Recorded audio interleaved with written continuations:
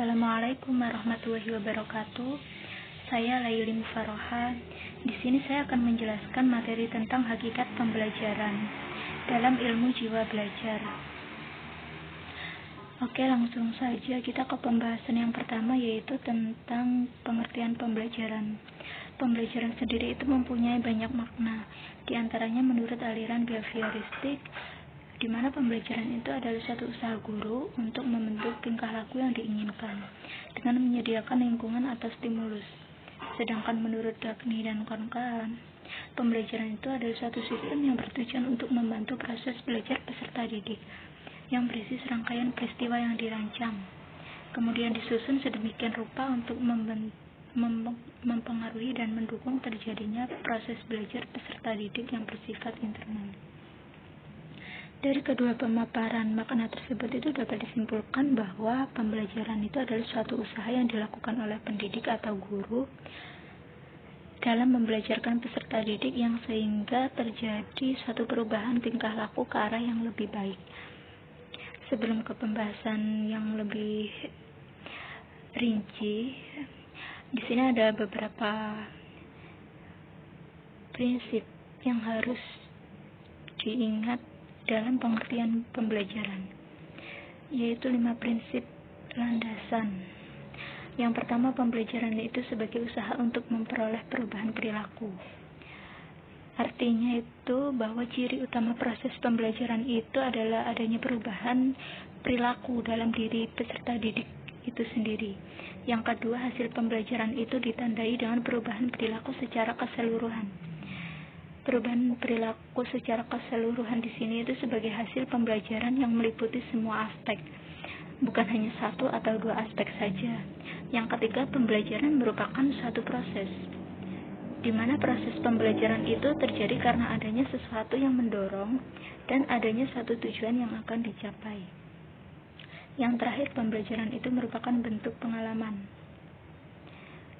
Selanjutnya, ciri-ciri pembelajaran. Menurut Darsono sendiri, ciri-ciri pembelajaran itu ada beberapa hal. Yang pertama, pembelajaran itu yang dilakukan secara sadar dan direncanakan dengan sistematis. Pembelajaran yang dapat menumbuhkan perhatian dan motivasi siswa dalam belajar. Pembelajaran yang dapat menggunakan alat bantu belajar yang tepat dan menarik. Pembelajaran yang menekankan keaktifan siswa. Pembelajaran yang dapat menyediakan bahan belajar yang menarik perhatian dan menantang siswa. Pembelajaran yang dapat menciptakan suasana belajar yang aman dan menyenangkan bagi siswa. Pembelajaran yang dapat membuat siswa itu siap untuk menerima pelajaran, baik secara fisik maupun secara psikologi, serta pembelajaran yang dilakukan secara sadar dan sengaja. Poin selanjutnya yaitu tentang komponen-komponen pembelajaran. Yang pertama ada tujuan. Tujuan itu sendiri adalah suatu harapan atau cita-cita yang ingin dicapai dari pelaksanaan suatu kegiatan itu. Tidak ada satu kegiatan pembelajaran itu yang tidak mempunyai tujuan. Dan dalam hal ini itu juga sudah dipersiapkan oleh seorang guru sebelum kegiatan pembelajaran tersebut berlangsung. Yang kedua, materi pembelajaran. Materi pembelajaran di sini itu merupakan substansi yang akan disajikan dalam kegiatan pembelajaran. Tanpa materi tersebut, pembelajaran itu tidak akan berjalan. Oleh karena itu, guru yang mengajar itu harus memiliki dan menguasai materi pelajaran yang akan disampaikan kepada siswa nantinya. Yang ketiga, pendekatan, model, strategi, metode, dan teknik. Semua komponen ini itu mempunyai fungsi yang sangat menentukan. Keberhasilan pencapaian tujuan itu sangat ditentukan oleh komponen ini. Jadi bagaimanapun lengkap dan jelasnya komponen lain, tanpa ada diimplementasikan melalui strategi yang tepat, maka komponen-komponen tersebut itu tidak akan memiliki makna dalam proses pencapaian tujuannya. Yang keempat, media. Media sendiri itu merupakan wahana penyalur informasi belajar atau penyalur pesan. Dalam proses pembelajaran, kehadiran media itu sangat penting. Oleh karenanya, dalam kegiatan tersebut, ketidakjelasan materi yang disampaikan itu dapat dibantu dengan menghadirkan media sebagai perantara tersebut. Yang terakhir, evaluasi. Evaluasi di sini itu bukan saja berfungsi untuk melihat keberhasilan siswa dalam proses pembelajaran, tetapi juga berfungsi sebagai umpan balik bagi guru atas kinerjanya dalam pengelolaan pembelajaran. Poin selanjutnya itu peran guru dalam proses pembelajaran. Yang pertama, guru itu sebagai sumber belajar. Sumber belajar di sini itu berkaitan erat dengan penguasaan materi pembelajaran. Yang kedua, sebagai fasilitator. Artinya, guru itu memberi layanan untuk memudahkan siswa dalam kegiatan proses pembelajaran. Yang ketiga, guru itu sebagai pengelola. Di sini guru itu menciptakan iklim belajar yang memungkinkan siswa agar dapat belajar secara nyaman. Yang keempat, guru sebagai demonstrator. Artinya, guru itu berperan untuk mempertunjukkan kepada siswa segala sesuatu yang dapat membuat siswa itu lebih mengerti dan memahami setiap pesan yang disampaikan.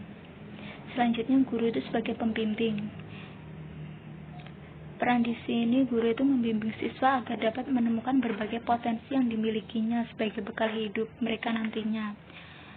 Membimbing siswa agar dapat mencapai dan melaksanakan tugas-tugas perkembangan mereka, serta dengan ketercapaian itu, nantinya ia itu dapat tumbuh dan berkembang sebagai manusia yang ideal, menjadi harapan setiap orang tua dan masyarakat. Yang keenam, guru sebagai motivator. Artinya di sini guru itu dituntut kreatif untuk membangkitkan motivasi belajar siswa, seperti memperjelas tujuan yang ingin dicapai, membangkitkan minat siswa, menciptakan suasana yang menyenangkan dalam belajar siswa, memberi pujian yang wajar terhadap setiap keberhasilan siswa, memberikan penilaian siswa, memberikan komentar terhadap hasil pekerjaan siswa, serta menciptakan persaingan atau kerjasama antar siswa. Dan yang terakhir, guru itu sebagai motivator. Peran guru yang terakhir itu untuk mengumpulkan data atau informasi tentang keberhasilan pembelajaran yang telah dilakukan. Selanjutnya ada faktor-faktor yang berpengaruh terhadap sistem pembelajaran. Menurut Sanjaya, ada beberapa faktor yang dapat mempengaruhi proses sistem belajar. Yang pertama yaitu faktor guru, di mana menurut Duncan, faktor guru itu sejumlah aspek yang dapat mempengaruhi kualitas proses pembelajaran yang dilihat dari faktor guru seperti teacher formative experience, yang meliputi jenis kelamin serta semua pengalaman hidup guru yang menjadi latar belakang sosial mereka. Yang kedua, teacher training experience, yaitu pengalaman-pengalaman yang berhubungan dengan aktivitas dan latar belakang pendidikan guru. Serta teacher properties, artinya segala sesuatu yang berhubungan dengan yang dimiliki guru. Kedua itu faktor siswa. Di sini siswa itu adalah organisme yang unik dan berkembang sesuai dengan tahap perkembangannya. Artinya proses pembelajaran itu dapat dipengaruhi oleh perkembangan anak yang tidak sama. Menurut Sanjaya dijelaskan bahwa faktor-faktor yang dapat mempengaruhi proses pembelajaran itu ada dua, yaitu aspek latar belakang siswa atau pupil formative experience yang meliputi jenis kelamin siswa, dari mana asal keluarga siswa, dan lain-lainnya. Yang kedua itu faktor sifat yang dimiliki oleh siswa atau pupil properties, yang artinya itu kemampuan dasar, pengetahuan atau sikap siswa. Yang ketiga, faktor sarana dan prasarana. Sarana di sini itu artinya segala sesuatu yang mendukung secara langsung terhadap kelangsungan proses pembelajaran, seperti media pembelajaran, alat-alat pembelajaran, serta perlengkapan sekolah. Sedangkan prasarana itu adalah sesuatu yang secara tidak langsung dapat mendukung keberhasilan proses pembelajaran, seperti jalan menuju sekolah, penerangan sekolah, serta kamar kecil yang ada di sekolah. Yang terakhir, faktor lingkungan. Dilihat dari dimensi lingkungan sendiri itu ada dua faktor yang dapat mempengaruhi proses pembelajaran. Yang pertama, faktor organisasi. Biasanya itu meliputi jumlah siswa dalam satu kelas, serta faktor iklim sosial dan psikologis, yang merupakan keharmonisan hubungan antara orang yang terlibat dalam proses pembelajaran tersebut.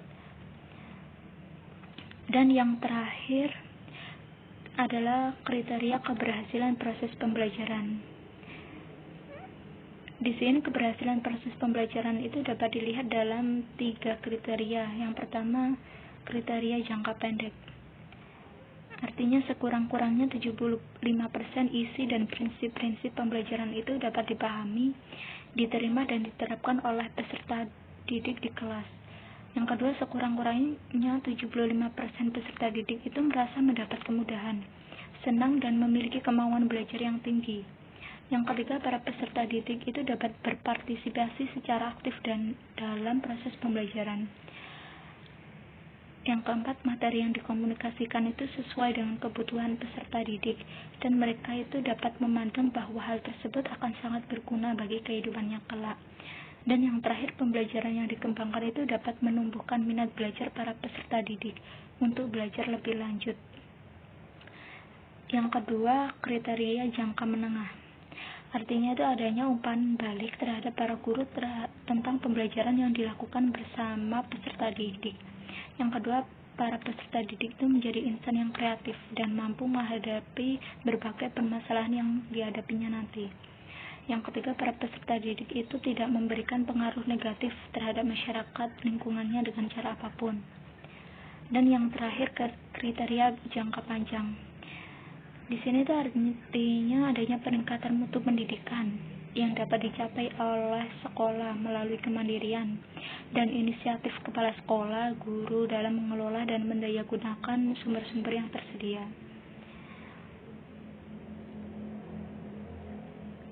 Dalam kriteria jangka ini tuh ada beberapa banyak maksud. Dan yang kedua itu adanya peningkatan efisiensi dan efektivitas pengelolaan dan penggunaan sumber-sumber pendidikan melalui pembagian tanggung jawab yang jelas, transparan, serta demokratis.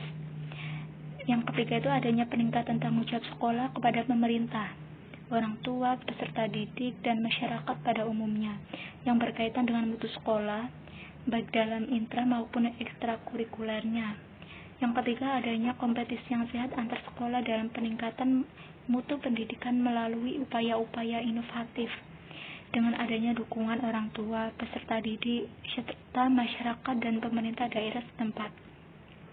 Selanjutnya itu tumbuhnya kemandirian dan berkurangnya ketergantungan di kalangan sekolah yang bersifat adiktif dan produktif, serta memiliki jiwa kewirausahaan yang tinggi dan ulet, inovatif dan berani mengambil risiko. Kemudian terwujudnya kemandirian dan berkurangnya ketergantungan yang di kalangan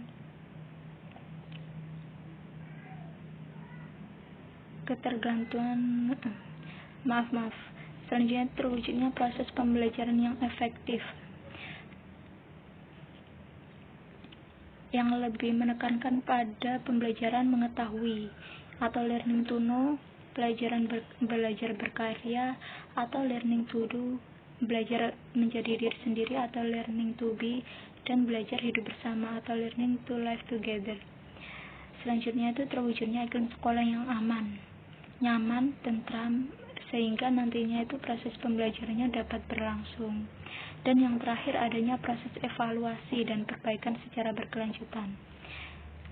Evaluasi di sini itu secara teratur, bukan hanya ditujukan untuk mengetahui tingkat daya serap dan kemampuan peserta didik saja, tetapi juga untuk memanfaatkan hasil evaluasi belajar tersebut bagi perbaikan dan penyempurnaan proses pembelajaran di sekolah.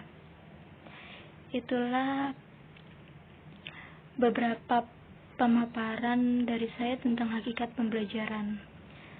Kurang lebihnya, jika ada salah kata atau pembahas atau pemaparannya, saya mohon maaf. Wassalamualaikum warahmatullahi wabarakatuh. Terima kasih.